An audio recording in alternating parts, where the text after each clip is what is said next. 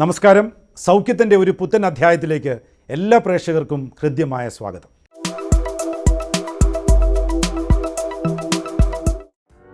തിരുവനന്തപുരം നഗരത്തിലെ അത്യാധുനിക ചികിത്സാ സംവിധാനമുള്ള മൾട്ടി സ്പെഷ്യാലിറ്റി ഹോസ്പിറ്റലാണ് Ananthapuri hospitals and research institute.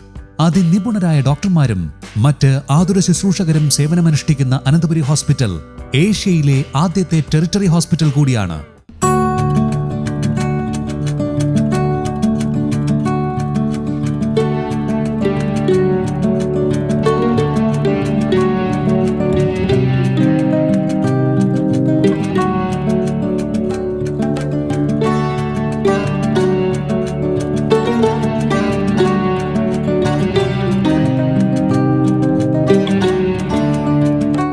ശാരീരികവും മാനസികവും ആത്മീയവുമായ ഒരു സ്വസ്ഥതയ്ക്ക് നമ്മൾ നല്ല ആരോഗ്യം എന്ന് പറയുന്നു. അതുകൊണ്ട് തന്നെ ഇന്ന് നമ്മൾ നിൽക്കുന്നതും ഇതുപോലെ നല്ല സംവിധാനങ്ങളുള്ള നല്ല ആരോഗ്യ കെയർ കൊടുക്കുന്ന ഒരു ഹോസ്പിറ്റലാണ്.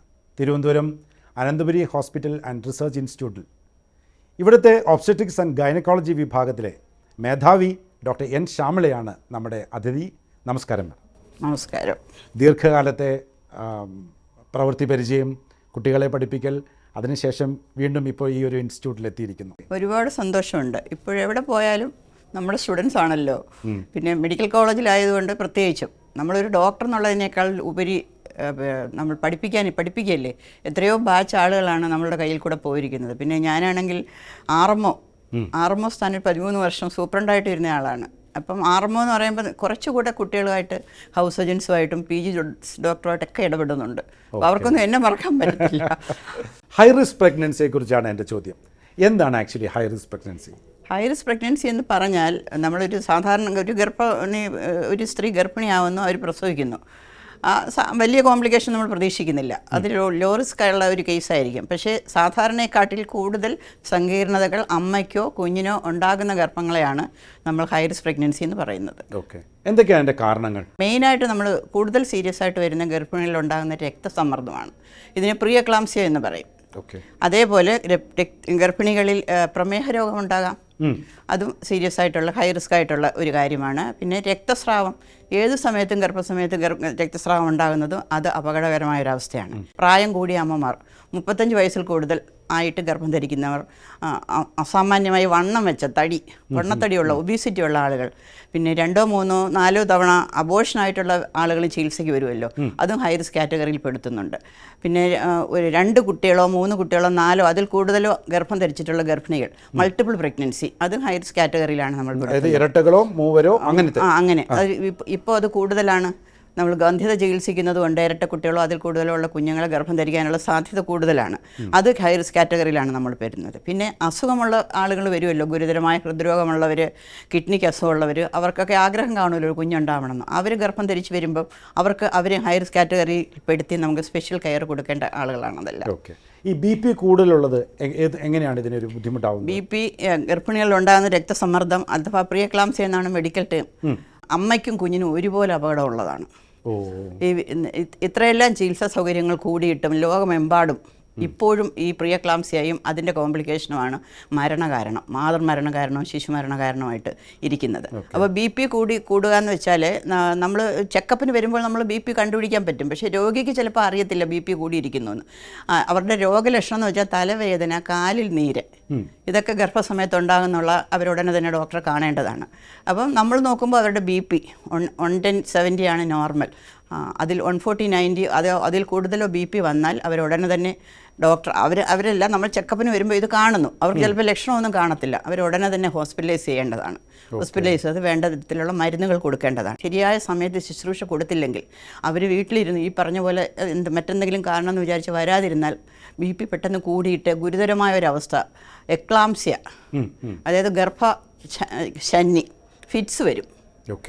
ഫിറ്റ്സ് വന്നാൽ വളരെ അപകടമാണ്, അമ്മയ്ക്കും കുഞ്ഞിനും അപകടമാണ്. ഫിറ്റ്സിന് കോംപ്ലിക്കേഷൻസ് വേറെയാണ്. എക്ലാംസിയ വന്നു കഴിഞ്ഞാൽ പെട്ടെന്ന് cerebral haemorrhage, pulmonary oedema, renal failure, ഇങ്ങനെ മാരകമായ അവസ്ഥകളുണ്ടാകും. അപ്പം മാതൃമരണ നിരക്ക് വളരെ കൂടുതലാണ്.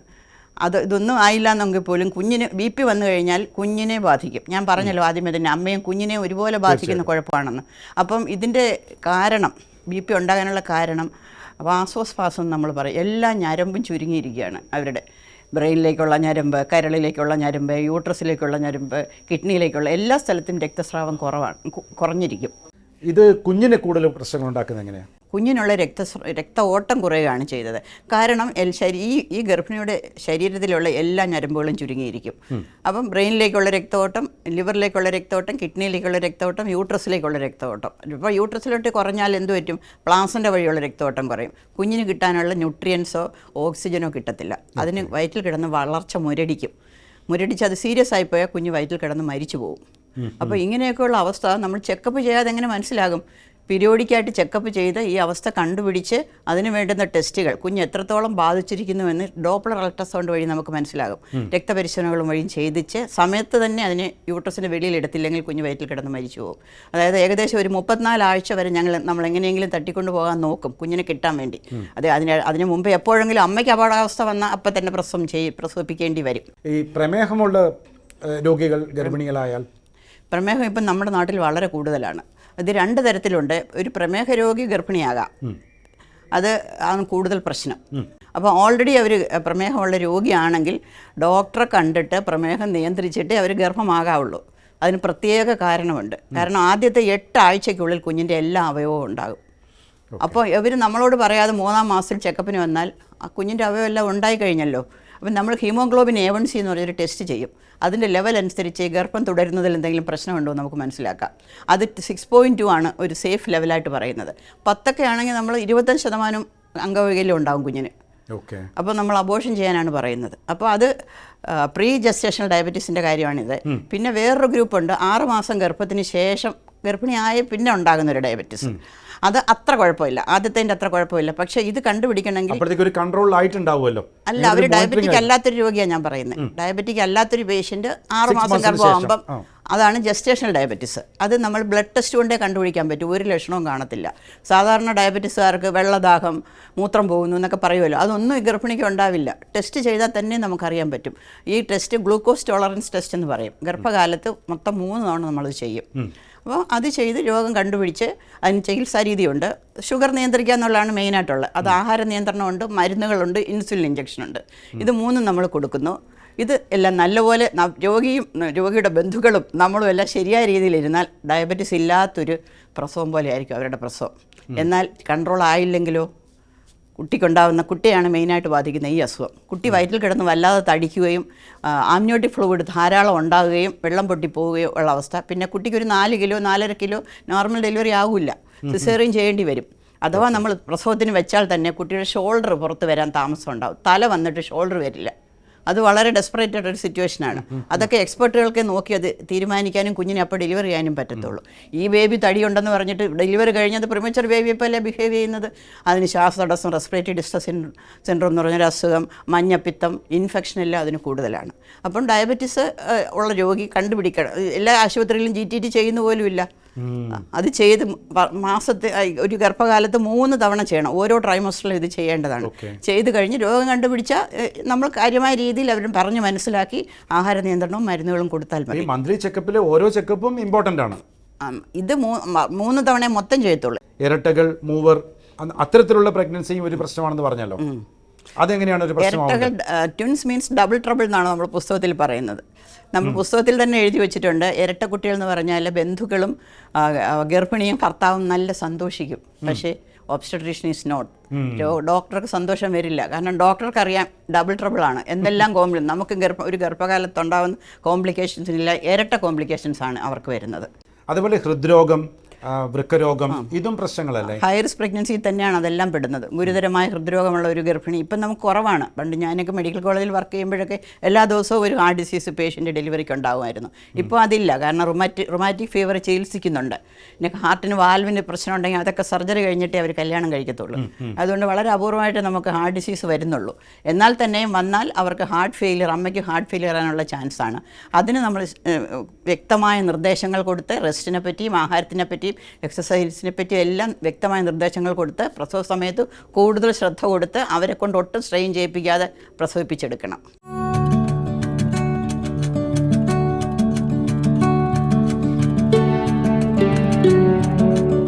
അനന്തപുരി ഹോസ്പിറ്റൽ ആൻഡ് റിസർച്ച് ഇൻസ്റ്റിറ്റ്യൂട്ടിലെ ഡോക്ടർ സിമി നോബലിനോട് നമുക്ക് ചോദിച്ചു നോക്കാം.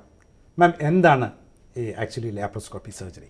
ലാപ്രോസ്കോപ്പി സർജറി അഥവാ കീഹോൾ സർജറി എന്ന് പറഞ്ഞാൽ നമ്മൾ വയറിൽ 2-3 ചെറിയ മുറിവുകൾ ഉണ്ടാക്കുകയാണ് ചെയ്യുന്നത്. ആ മുറിവിൻ്റെ വലുപ്പം ഏകദേശം ഒരു 1/2 സെൻറ്റിമീറ്റർ മുതൽ 1 സെൻറ്റിമീറ്റർ വരെ മാത്രമേ ഉള്ളൂ. ഹോളാണ്, അതുകൊണ്ട് അത് കീഹോൾ എന്ന് പറയുന്നത്. ഓക്കെ. അപ്പോൾ അതിലൊരു മുറിയിലൂടെ നമ്മളൊരു ക്യാമറ വയറിൻ്റെ അകത്തോട്ട് ഇടുകയാണ്. ബാക്കി മുറികളിലൂടെ നമ്മൾ ലാപ്രോസ്കോപ്പിക് ഇൻസ്ട്രുമെൻറ്റ്സ് അകത്തോട്ട് കടത്തുകയാണ്. അപ്പോൾ ഈ ക്യാമറയെ നമ്മളൊരു മോണിറ്റർ, ഒരു TV പോലെയുള്ള ഒരു വലിയൊരു മോണിറ്ററായിട്ട് നമ്മൾ കണക്ട് ചെയ്യും. അപ്പോൾ ആ മോണിറ്ററിലൂടെയാണ് നമ്മൾ ഇമേജസ് എല്ലാം കാണുന്നത്. അപ്പോൾ നമ്മൾ ലാപ്രോസ്കോപ്പി സർജറിയുടെ മേന്മ എന്ന് വെച്ചാൽ അതൊരു 20 ടൈംസ് മാഗ്നിഫൈഡ്, അല്ലെങ്കിൽ 20 മടങ്ങ് വലുപ്പത്തിലാണ് നമ്മൾ കാണുന്നത്. അപ്പോൾ അതുകൊണ്ട് തന്നെ നമ്മൾ വയറിൻ്റെ അകത്തെ കാര്യങ്ങൾ നമുക്ക് കുറച്ചും കൂടെ ഡീറ്റെയിൽഡ് ആയിട്ടും കുറച്ചുകൂടെ സൂക്ഷ്മമായിട്ട് നമുക്ക് കാണാനായിട്ട് സാധിക്കും. അപ്പോൾ അത് അങ്ങനെ കാണുന്നതുകൊണ്ട് നമുക്ക് കുറച്ചുകൂടെ ആക്യുറേറ്റ് ആയിട്ടും പ്രിസൈസ് ആയിട്ടും നമുക്ക് സർജറി കുറച്ചുകൂടെ സേഫ് ആയിട്ട് നമുക്ക് ചെയ്യാനായിട്ട് സാധിക്കും ലാപ്രോസ്കോപ്പി സർജറിയിലൂടെ. നമ്മുടെ കൺവെൻഷണൽ സർജറികളിൽ നിന്നും ഇത്തരം കീഹോൾ സർജറിക്കുള്ള ഗുണങ്ങൾ മേന്മ എന്തൊക്കെയാണ്? അപ്പോൾ ആദ്യമേ ഞാൻ പറഞ്ഞത് വളരെ ചെറിയ മുറിവിലൂടെയാണ് നമ്മളിത് ചെയ്യുന്നത്. അപ്പോൾ ആ ചെറിയ മുറിവ് തന്നെയാണ് അതിൻ്റെ ഏറ്റവും വലിയ മേന്മ. അപ്പോൾ ചെറിയ മുറിവുകളായതുകൊണ്ട് വേദന മറ്റേ ഓപ്പൺ സർജറി അപേക്ഷിച്ച് വളരെ കുറവായിരിക്കും. അപ്പോൾ അതുകൊണ്ട് തന്നെ നമുക്ക് ഇപ്പോൾ സെക്കൻഡ് ഡേ ഒക്കെ 2ാമത്തെ ദിവസം ആകുമ്പോഴത്തേനും നമ്മുടെ കാര്യങ്ങൾ വേറൊരാളുടെ സപ്പോർട്ട് ഇല്ലാതെ തന്നെ നമുക്ക് തന്നെ ചെയ്യാനായിട്ട് സാധിക്കും. അതുപോലെ ബാക്ക് ടു നമ്മുടെ നോർമൽ ലൈഫിലോട്ട് വരാനും പെട്ടെന്ന് തന്നെ നമുക്ക് ലാപ്രോസ്കോപ്പി സർജറി ചെയ്യുന്നതിലൂടെ സാധിക്കും. പിന്നെ ഈ മുറിവുകൾ ചെറുതായതുകൊണ്ട് മുറിയിലുണ്ടാകുന്ന ഇൻഫെക്ഷൻ, അണുബാധ, അതേപോലെ തന്നെ ഹെർണിയ തുടങ്ങിയ കോംപ്ലിക്കേഷൻസ് നമുക്ക് തീരെ കുറവായിരിക്കും ലാപ്രോസ്കോപ്പി സർജറിയിൽ. പിന്നെ ചെറിയ പ്രൊസീജിയേഴ്സ് ആണെങ്കിൽ നമുക്ക് ഡേ കെയർ പ്രൊസീജിയറായിട്ട് ചെയ്യാനായിട്ട് സാധിക്കും. അതെ, രാവിലെ രോഗി അഡ്മിറ്റ് ആവുന്നു, നമ്മൾ സർജറി ചെയ്യുന്നു, അതിനുശേഷം 4-5 മണിക്കൂർ നമ്മൾ നിരീക്ഷിക്കുന്നു, അതിനുശേഷം വൈകിട്ടാകുമ്പോഴത്തേനും നമുക്ക് ഡിസ്ചാർജ് ചെയ്യാനും സാധിക്കും. ഇതാണ് ലാപ്രോസ്കോപ്പി സർജറിയുടെ ഏറ്റവും വലിയ മേന്മയായിട്ടുള്ളത്. ഈ കീഹോൾ സർജറികൾക്ക് അല്ലെങ്കിൽ ലാപ്രോസ്കോപ്പി സർജറികൾക്ക് ഈ ഗൈനക് കാര്യങ്ങളിലുള്ള പ്രസക്തി എന്താണ്? ഇപ്പോൾ ഗൈനക്ക് കാര്യങ്ങൾ നമുക്ക് ഒരുപാട് ഓപ്പണായിട്ട് ചെയ്യുന്ന ഓൾമോസ്റ്റ് മിക്കവാറും സർജറികളെല്ലാം തന്നെ നമുക്ക് കീഹോളായിട്ട് ചെയ്യാനായിട്ട് സാധിക്കും. ഇപ്പോൾ ഫോർ എക്സാമ്പിൾ ഇപ്പോൾ ട്യൂബിലുള്ള സർജറി ഏറ്റവും കോമൺ ആയിട്ട് നമ്മൾ ചെയ്യുന്നത് പ്രസവ നിർത്തൽ ഓപ്പറേഷൻ അല്ലെങ്കിൽ ലാപ്രോസ്കോപ്പി സ്റ്റെറിലൈസേഷൻ ആണ്. അത് ഞാൻ നേരത്തെ പറഞ്ഞ കണക്ക് ഡേ കെയർ പ്രൊസീജിയറായിട്ടാണ് ചെയ്യുന്നത്. പിന്നീട് ട്യൂബിലുള്ള വീക്കങ്ങൾ, ഹൈഡ്രോസാൽപിങ്സ്, അതുപോലെ ട്യൂബൽ പ്രഗ്നൻസി, പിന്നെ അണ്ടാശയത്തിലുള്ള വീക്കങ്ങൾ, അതായത് ഓവറിയിലുള്ള സിസ്റ്റുകൾ, എൻഡോമെട്രിയോസിസ് തുടങ്ങിയുള്ള അസുഖങ്ങൾ, അതുപോലെ ഗർഭാശയത്തിലുള്ള മുഴകൾ, ഫൈബ്രോയിഡ്സ്, അഡിനോമയോസിസ് തുടങ്ങിയ വീക്കങ്ങൾ തുടങ്ങിയ റിമൂവ് ചെയ്യുന്നതിനും ഈ ലാപ്രോസ്കോപ്പി സർജറി ഉപയോഗിക്കാവുന്നതാണ്. പിന്നീട് നമ്മൾ ലാപ്രോസ്കോപ്പി ഹിസ്റ്റക്ടമി എന്നുവെച്ചാൽ ഗർഭാശയം റിമൂവ് ചെയ്യുന്നതിനെ നമ്മൾ ലാപ്രോസ്കോപ്പി വഴി നമ്മൾ ചെയ്യാനായിട്ട് സാധിക്കും. ഗർഭിണി ആവുന്നതിന് മുമ്പ് എന്തെങ്കിലും തയ്യാറെടുപ്പുകൾ ആവശ്യമുണ്ടോ? നമ്മളോട് സംസാരിക്കുന്നത് അനന്തപുരി ഹോസ്പിറ്റൽ ആൻഡ് റിസർച്ച് ഇൻസ്റ്റിറ്റ്യൂട്ടിലെ ഗൈനക്കോളജി വിഭാഗത്തിലെ സീനിയർ കൺസൾട്ടൻറ്റ് ഡോക്ടർ യു രാജേശ്വരിയാണ്. ഡോക്ടറോട് നമുക്ക് ചോദിക്കാം, എന്താണ് ഞാൻ ഈ പറഞ്ഞത് കാര്യമാണോ? തീർച്ചയായും എല്ലാ പ്രഗ്നൻസിയും പ്ലാൻഡ് ആയിരിക്കണം. കാരണം അൺപ്ലാൻഡ് പ്രഗ്നൻസീസിലാണ് കോംപ്ലിക്കേഷൻസ് കൂടുതലായിട്ട് വരാറ്. അപ്പോൾ ഏതൊരു സ്ത്രീയും ഗർഭധാരണത്തിന് മുന്നേ ഒരു പ്രീ കൺസെപ്ഷണൽ കൗൺസിലിംഗ് നേടുക എന്നുള്ളത് വളരെ അത്യാവശ്യമായിട്ടുള്ള കാര്യമാണ്. അല്ല, ഇത് പണ്ട് മുതലേ ഉള്ളതാണ്, പേര് പറഞ്ഞില്ലെന്ന് മാത്രമേ ഉള്ളൂ. പക്ഷെ പലപ്പോഴും നമ്മൾ ആന്റിനേറ്റൽ വിസിറ്റ്സിൽ കാണുന്നത് ഒരു അൺപ്ലാൻ പ്രഗ്നൻസി ആയിട്ടാണ് വരാറുള്ളത്. ഇപ്പോൾ ട്രെൻഡ് മാറി വരുന്നു. മിക്കവാറും സ്ത്രീകൾ ഇതിനെക്കുറിച്ച് ബോധവതികളാണ്.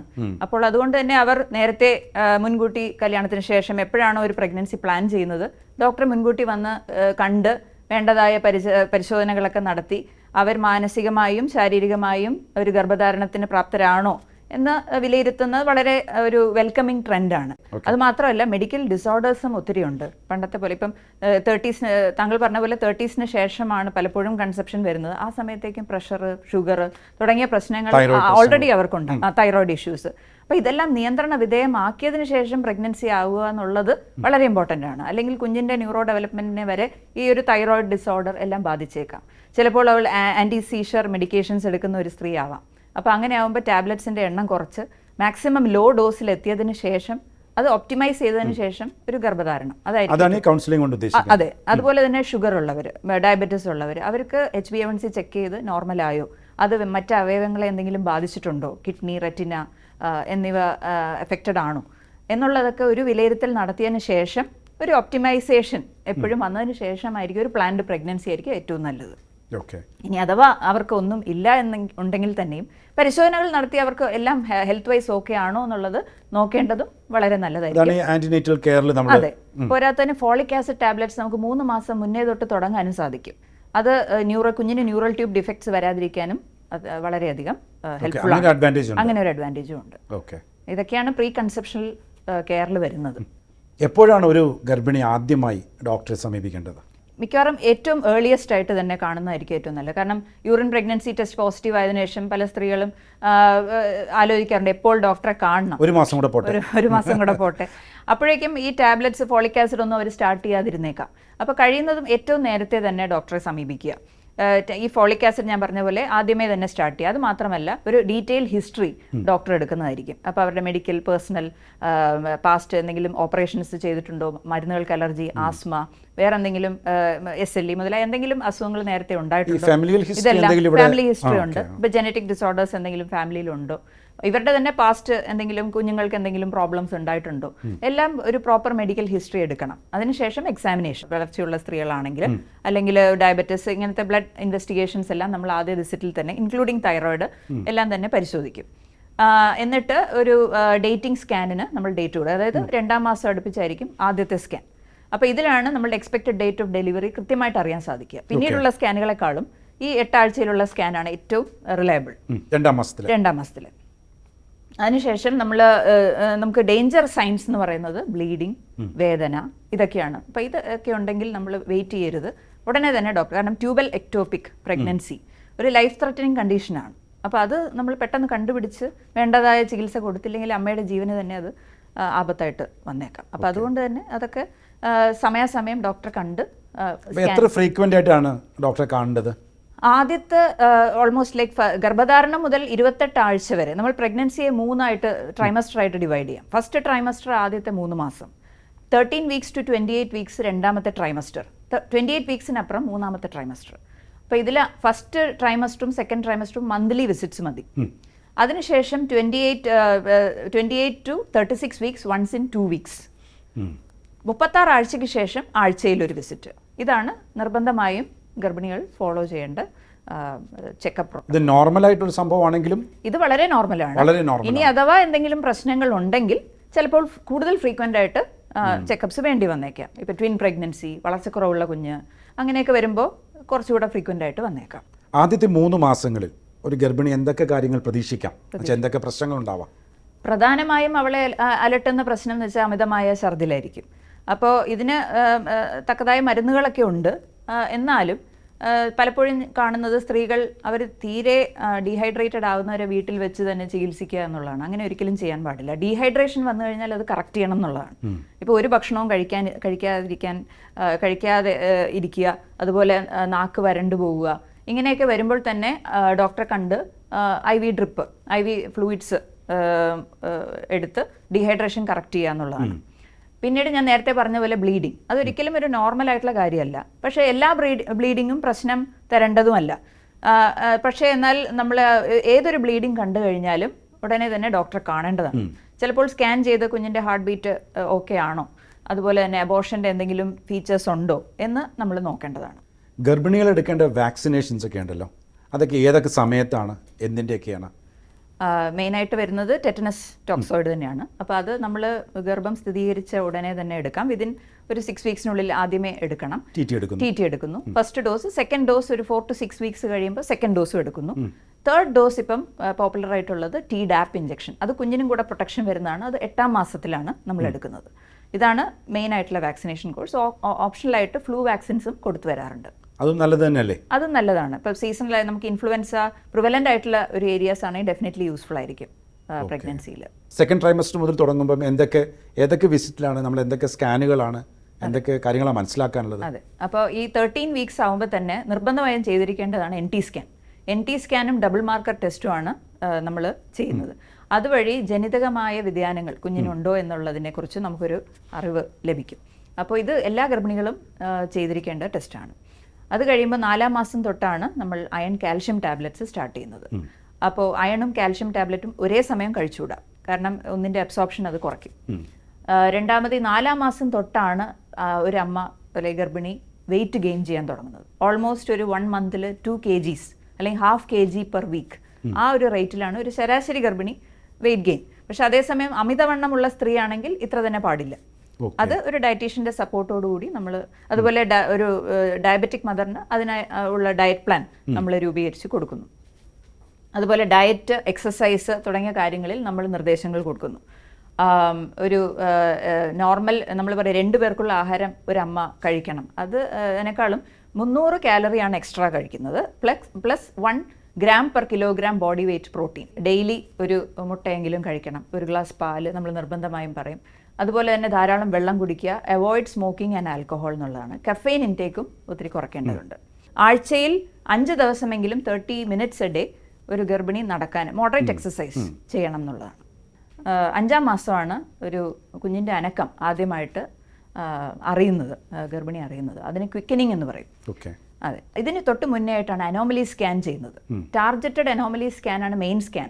അതിൽ കുഞ്ഞിൻ്റെ വൈകല്യങ്ങൾ തിരിച്ചറിയാൻ, എല്ലാം 100% അറിയാൻ പറ്റില്ലെങ്കിലും വളരെ ഇമ്പോർട്ടൻ്റ് ആയിട്ടുള്ള കുറച്ച് അനോമലീസ് നമുക്കപ്പോൾ അറിയാൻ പറ്റും, ഐഡൻറ്റിഫൈ ചെയ്യാൻ പറ്റും. അപ്പം അത് കുഞ്ഞിൻ്റെ ഭാവി അല്ലെങ്കിൽ വളർച്ച അല്ലെങ്കിൽ ആരോഗ്യത്തെ തന്നെ ബാധിക്കുന്ന ചില ഹാർട്ട് പ്രോബ്ലം ആയിരിക്കാം. അങ്ങനെയൊക്കെ ഉണ്ടെങ്കിൽ ചിലപ്പോൾ MTP, അതായത് മെഡിക്കൽ ടെർമിനേഷൻ ഓഫ് പ്രഗ്നൻസി വരെ ചില ആ ഒരു സ്കാൻ മൂലം നമുക്ക് ചെയ്യേണ്ടി വരും. 18 to 20 വീക്സ്, അതായത് നമ്മളുടെ ഗവൺമെൻറ് നിർദ്ദേശം 20 വീക്സ് വരെയാണ് MTP ലീഗലൈസ്ഡ് ആയിട്ടുള്ളത്. അപ്പോൾ അതിന് മുന്നേ കഴിയുമെങ്കിൽ നമ്മളിത് കണ്ടെത്തി ചെയ്യാന്നുള്ളത്. അപ്പോൾ ഒത്തിരി ലേറ്റ് ആകുമ്പോഴത്തേക്കും അത് പ്രശ്നമായിട്ട് വന്നേക്കാം. പിന്നെ 6-ാം മാസം തൊട്ടാണ് ഒരു ഗർഭിണിക്ക് ഷുഗർ വരാനുള്ള സാധ്യത. അതിപ്പം ഇന്ത്യൻ പോപ്പുലേഷൻ, ഏഷ്യൻ പോപ്പുലേഷനിൽ വളരെ കോമൺ ആണ്. അപ്പോൾ നിർബന്ധമായും ഗ്ലൂക്കോസ് ടോളറൻസ് ടെസ്റ്റ് 6-ാം മാസത്തിൽ എല്ലാ ഗർഭിണികളും ചെയ്തിരിക്കണം. എല്ലാ ട്രൈമസ്റ്ററിലും ചെയ്യുകയാണെങ്കിൽ വളരെ ഉത്തമമായിരിക്കും. പക്ഷേ മിനിമം 6-ാം മാസത്തിലെങ്കിലും ചെയ്തിരിക്കണം. ഒരു 8-ാം മാസമൊക്കെ കഴിയുമ്പോഴത്തേക്കും കുഞ്ഞിൻ്റെ അനക്കം ശ്രദ്ധിക്കേണ്ടത് വളരെ ഇമ്പോർട്ടൻ്റ് ആണ്. അപ്പോൾ നമ്മൾ നിർദ്ദേശിക്കുന്നത് മെയിൻ ഫുഡ്, അതായത് ബ്രേക്ക്ഫാസ്റ്റ്, ലഞ്ച്, ഡിന്നർ കഴിഞ്ഞിട്ടുള്ള 1 hour ഒരു ഇടതുവശം ചരിഞ്ഞു കിടന്ന് 3 അനക്കമെങ്കിലും ആ ഒരു 1 hourൽ അപ്രിഷ്യേറ്റ് ചെയ്യാൻ സാധിക്കണം. അതിലെന്തെങ്കിലും വ്യത്യാസങ്ങളോ മറ്റോ ഉണ്ടെങ്കിൽ ഡോക്ടറെ കാണുക. എന്നിട്ട് ഒരു NST എന്ന് പറയും, നമ്മളൊരു ഗ്രാഫ്, കുഞ്ഞിൻ്റെ ഗ്രാഫ്, ഒരു ഹാർട്ട് ബീറ്റിൻ്റെ ഒരു ഗ്രാഫ് നമ്മൾ എടുക്കുന്നതായിരിക്കും. പിന്നെ ഡേഞ്ചർ സൈൻസ് എന്ന് പറയുന്നത് എപ്പോഴായാലും ബ്ലീഡിങ്, അല്ലെങ്കിൽ ഒരു ബ്ലഡ് സ്റ്റെയിൻ ഡിസ്ചാർജ്, വിട്ടുവിട്ടുള്ള നടുവേദന, വെള്ളം പൊട്ടിപ്പോവുക, അനക്കക്കുറവ്, ഇതെന്തെങ്കിലും ഉണ്ടെങ്കിൽ ഡെഫിനറ്റായിട്ടും വീട്ടിൽ വെച്ച് നോക്കിയിരിക്കാതെ ഇമ്മീഡിയറ്റ് ആയിട്ട് എത്രയും പെട്ടെന്ന് തന്നെ ഡോക്ടറെ കണ്ട് അതിൻ്റെ കാര്യങ്ങൾ മനസ്സിലാക്കുക. ലിയോ ടോൾസ്റ്റോയുടെ പ്രശസ്തമായ ഒരു വരിയുണ്ട്: പരിപൂർണമായ സന്തോഷം സാധ്യമല്ലാത്തതുപോലെ പരിപൂർണമായ ദുഃഖവും ഒരിക്കലും സാധ്യമല്ല. അതുകൊണ്ട് തന്നെ അസുഖങ്ങൾ ഒരു തരത്തിൽ ദുഃഖമാണ്. എന്നാൽ അതിനെ അതിജീവിക്കാൻ പറ്റുന്ന നല്ല സാങ്കേതിക വിദ്യകളും നല്ല സങ്കേതങ്ങളും നല്ല ചികിത്സാ കേന്ദ്രങ്ങളും നമുക്കിടയിലുണ്ട് എന്നുള്ളതാണ് ഏറ്റവും സന്തോഷകരമായൊരു കാര്യം. And till we meet next time, take care, God bless U.